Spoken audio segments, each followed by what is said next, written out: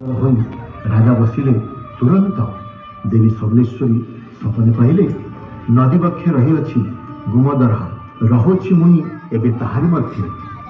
सेमिली वृक्ष मूले मते करज स्थापन एथिपाई मंदिर निर्माण कर हे राजन स्वप्नादेश दे देवी अंतर्धान हेले निद्रा तेजी देवी को जे भारिले राजन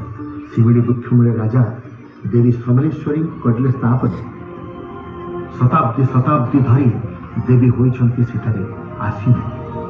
स्वप्नादेश अनुरूप राजा आरंभिले मंदिर निर्माण मात्र समस्त उद्यम तांक होइराजी पंड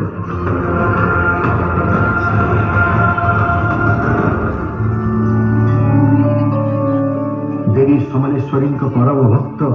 बलराम पाणिग्राही और तांक पत्नी आसिले आदि